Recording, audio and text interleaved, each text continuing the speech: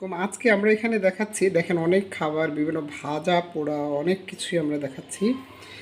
এটা আজকের আসলে আমার নন ডায়েট ডে। বৃহস্পতিবারে আমি বলেছি যে বৃহস্পতিবারে আপনারা ইচ্ছে মতো খাবেন। হ্যাঁ, অস্বাস্থ্যকর আবল তাবল কিছু খাবেন না, বাইরের জিনিসগুলো খাবেন না, বাড়িতে তৈরি অবশ্যই খাবেন। তো আমরা লাল চালের ভাতটা ঠিকই রেখেছি, লেবু রেখেছি, শশা রেখেছি।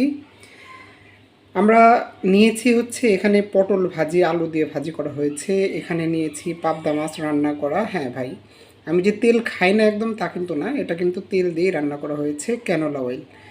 এটা তেল দিয়ে ভাজি করা হয়েছে, শিম এবং আলু। আর এখানে মাছ ভাজা হয়েছে। আমি একটু হালকা ভাজি করতে বলেছিলাম যদিও, কিন্তু এখানে আসলে ভাজিটা একটু বেশি হয়ে গেছে। এরকম পোড়া পোড়া ভাজি না খাওয়াই ভালো, কারণ এটা কিন্তু আপনার গ্যাসের সমস্যা করতে পারে, সাথে এটা আরও কিছু সমস্যা করতে পারে। তো এরকম পোড়া ভাজি আসলে না খাওয়াই ভালো, একটু হালকা হলে ভালো হয়। আর এখানে আমরা নিয়েছি, দেখতে পাচ্ছেন, পেঁয়াজ দিয়ে শিং মাছ ভোনা করা হয়েছে।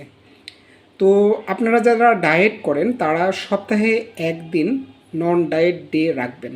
আর এই নন ডায়েট ডে এর গুরুত্ব হচ্ছে, এটা আপনাকে পরবর্তী দিনগুলো অর্থাৎ বাকি 6 দিন আপনার কিন্তু ডায়েট করতে আরও উৎসাহ প্রদান করবে। কারণ কি, আপনার মাথায় থাকবে যে একদিন আপনি অনেক খেয়েছেন, সুতরাং বাকি দিনগুলোতে আপনার ডায়েট আরও ভালো মতো চলবে।